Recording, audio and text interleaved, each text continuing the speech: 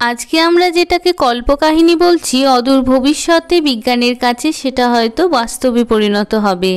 Danish পরিচালিত Dune সিনেমাটি বিজ্ঞানের সেই কল্পকাহিনীকে অবলম্বন করে তৈরি করা হয়েছে যা আপনারা আজকে দেখতে চলেছেন। সিনেমা শুরু হচ্ছে আজ থেকে বহু বছর পরের পৃথিবীকে নিয়ে, যেখানকার মানুষেরা আলোর স্পিডের মতো যানবাহন তৈরি করে আশেপাশের অনেক গ্রহে বসবাস শুরু করে। সেই সব গ্রহে নিজেদের মতো করে সাম্রাজ্য তৈরি করে রাজত্ব করতে থাকে। তাদের মধ্যে একটি গ্রহ ছিল যেখানকার মানুষেরা একটা বিশেষ ধরনের মশলা ব্যবহার করত, আর এটা খাওয়ার পরে তাদের মধ্যে এক অদ্ভুত ধরনের শক্তি চলে আসতো, আর তাদের চোখগুলো নীল হয়ে যেত। এমনকি এই মশলা দিয়ে নিউক্লিয়ার অস্ত্রও বানানো যেত, এতটাই পাওয়ারফুল ছিল এই মশলা। আর এই মশলা ওখানকার লোকেরা, যাদেরকে ফ্রিম্যান বলা হয়, তারা রক্ষা করত। সমস্ত গ্রহেই মানুষেরা নিজেদের মতো সাম্রাজ্য গড়ে তুলে সেখানে রাজত্ব করত, আর সবাইকে কন্ট্রোল করার জন্য সবার উপরে একজন সম্রাট ছিল। সেই সম্রাটের নির্দেশ অনুযায়ী এতদিন পর্যন্ত ব্যারন নামের এক অন্য গ্রহের রাজাকে ওই বিশেষ ধরনের মশলা খনন করার জন্য ওই গ্রহে পাঠানো হয়েছিল। ব্যারনের সৈন্যদের কাছে আধুনিক অস্ত্র থাকায় ফ্রিম্যানরা পেরে উঠত না, কিন্তু বিশেষ কারণবশত সম্রাটের নির্দেশ অনুযায়ী ব্যারনকে সেখানকার দায়িত্ব থেকে সরিয়ে দেওয়া হয়। তার বদলে ডিউক নামে এক অন্য গ্রহের রাজাকে দায়িত্ব দেওয়া হয়। এই দায়িত্বের কথা ডিউক তার ছেলে পলের সাথে আলোচনা করে। ডিউক বলে, এটা একটা সম্রাটের চাল। আমরা সেখানকার দায়িত্ব নিয়ে নিলে আগের দায়িত্বে থাকা রাজার সাথে আমার যুদ্ধ লেগে যাবে, আর এটাই সম্রাট চাইছে। তাছাড়াও ওখানকার ফ্রিম্যানরাও এই কাজে বাধা দেবে। পল বলে, আমি আগে ওই গ্রহে গিয়ে ওদের সাথে বন্ধুত্ব করব, যাতে পরবর্তীকালে ওরা আমাদের সাহায্য করতে পারে। এই বিষয়ে পলের বাবা কিছুই বলে না, তার কারণ সে আগে থেকেই তার এক যোদ্ধাকে সেখানে পাঠিয়ে দিয়েছিল।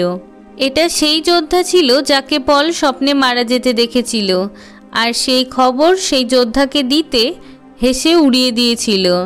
আসলে পল মাঝে মাঝে স্বপ্ন দেখত, এমনকি স্বপ্নে সে এক মেয়েকে প্রায়ই দেখত যার চোখের রং নীল ছিল, এবং এই খবরটা সে তার মাকেও জানিয়েছিল। পলের মা সাধারণ কোনো রানী ছিল না, তার মধ্যে অনেক শক্তিও ছিল, যেটা তার ছেলেকে শিখাতো। এরপর হেলিনা নামে এক মহিলা পলের মায়ের সাথে দেখা করতে আসে। সেখানে পলকে দেখে অবাক হয়ে যায়, কারণ সে বুঝতে পারে এই সেই মানুষ যে সমস্ত ব্রহ্মাণ্ডে শান্তি নিয়ে আসবে।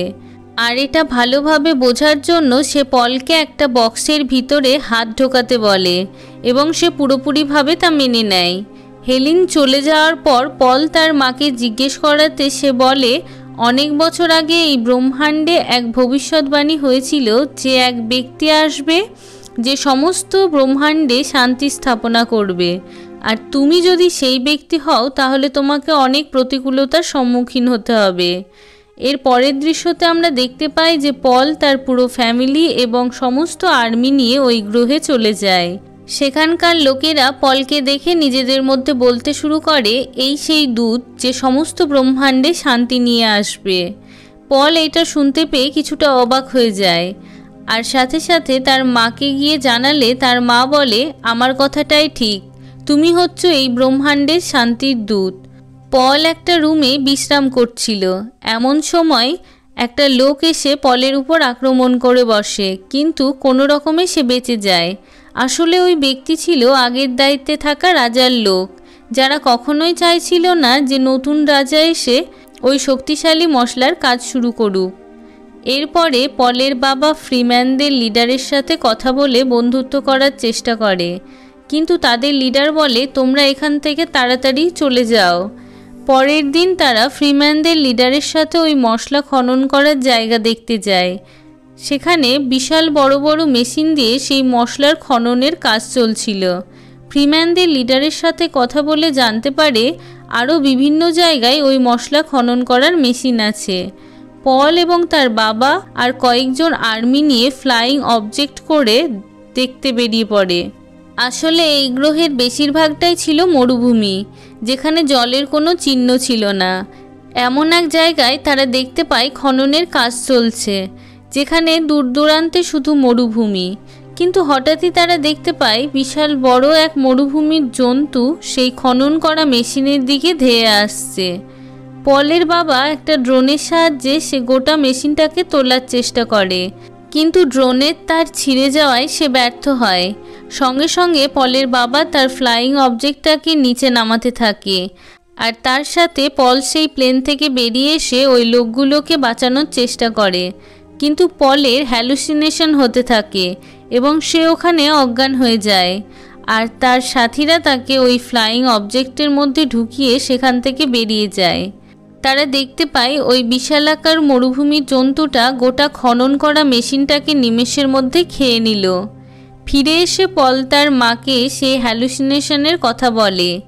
সেখানে সে ওই মেয়েকে দেখতে পায় যার চোখের রং নীল ছিল, আর তার সাথে ফ্রিম্যানদের পবিত্র চাকুও দেখতে পায়, এমনকি ছোট্ট একটি মেয়েকেও দেখতে পায়। পল কিছুতেই বুঝে উঠতে পারছিল না কেন এই স্বপ্নও দেখতে পাচ্ছে। এরপর ডক্টর এসে পল এবং তার বাবাকে ঘুমের ওষুধ খাইয়ে ঘুমিয়ে যেতে বলে, কারণ ওই ঘটনার পর দুজনারই শরীরে খুব আঘাত লেগেছিল। মাঝরাত্রে পলের বাবার এক আওয়াজে ঘুম ভেঙে গেলে সে দেখতে পায় একটি মেয়ে যে তাদের কাজ করে দিত সে আঘাতপ্রাপ্ত হয়ে মেঝেতে পড়ে আছে।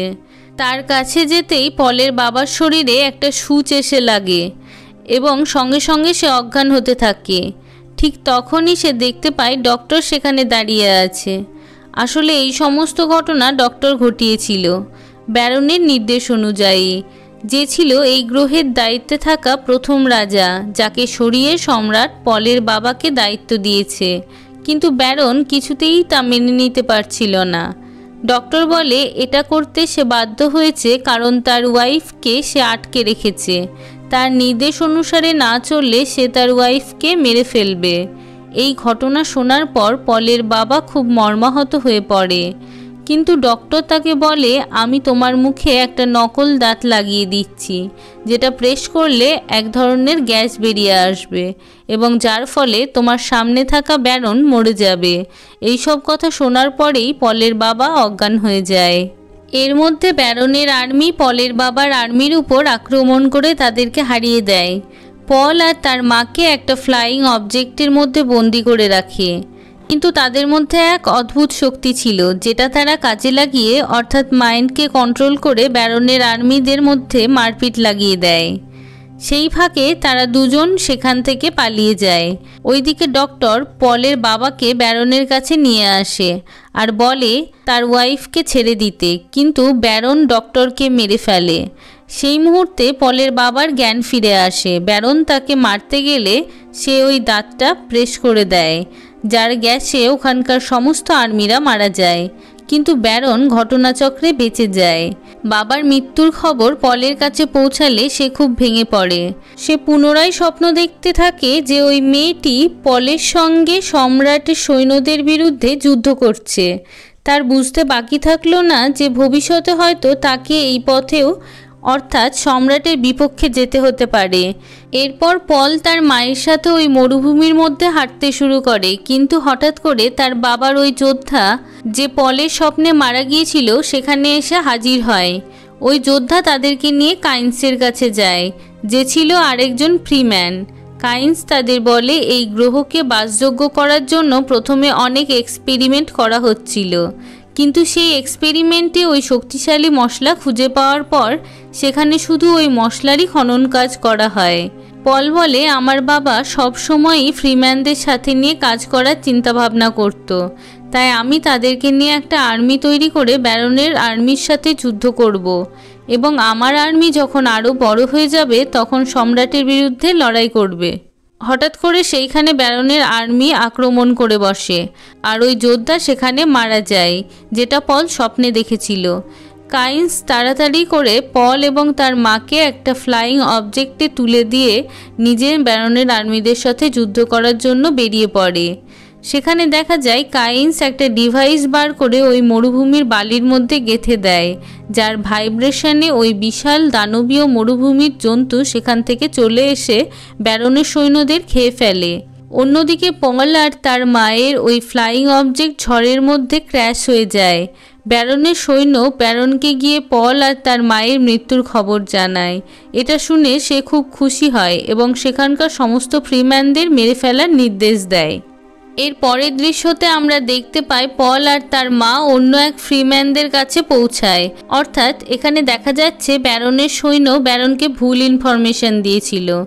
সেখানে পল ওই স্বপ্নে দেখা মেয়েটাকে দেখতে পায় যার চোখটা নীল রঙের ছিল, কিন্তু পল ওই মেয়েটিকে কিছুই জানতে দিল না যে সে আগেও মেয়েটিকে স্বপ্নে দেখেছে।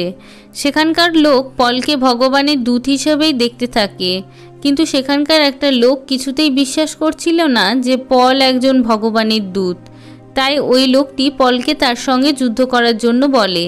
নীল রঙের চোখের মেয়েটি পলকে ওই চাকুটি দেয় যেটা স্বপ্ন সে এতদিন দেখত। দুইজনের মধ্যে যুদ্ধ শুরু হবে এমন সময় পল শুনতে পায় সে যদি ভগবানের দূত হতে চায় তাহলে তার ভিতরের মনুষ্যত্বকে পরিবর্তন করতে হবে। এরপর দুজনের মধ্যে যুদ্ধ শুরু হয়ে যায়, কিন্তু পল ওই লোকটিকে কাবু করে ফেললেও তাকে মেরে ফেলে না, কারণ সে কোনোদিনও কাউকে হত্যা করেনি। সেই মুহূর্তে আবারও একই কথা শুনতে পায়। তখন সে বুঝতে পারে তাকে ওই লোকটিকে হত্যা করতে হবে, আর সেই মুহূর্তে পল ওই লোকটিকে হত্যা করে। এরপর পল সেখানকার লোকেদের বলে, আমি তোমাদের নিয়ে একটা আর্মি তৈরি করব, যার সাহায্যে ব্যারনের সৈন্যদের সাথে যুদ্ধ করব এবং তারপর সম্রাটের সঙ্গে লড়াইয়ের সম্মুখীন হব। এই কথা বলার পর ওই মৃত যোদ্ধাকে সেখানে কবর দিয়ে তারা অন্য জায়গায় যেতে থাকে। সেখানে তাদের আরও লোক আছে। যাওয়ার পথে পল দেখতে পায় এক ফ্রিম্যান সেই ভয়ানক মরুভূমির জন্তুর পিঠে চেপে চলে যাচ্ছে। সেইটা দেখে সে ওই মেয়েটিকে জিজ্ঞেস করায় মেয়েটি বলে, এটাই তো শুরু, এখনও অনেক কিছু বাকি আছে। আর এইখানেই এই রোমাঞ্চকর সিনেমাটি শেষ হয়ে যায়।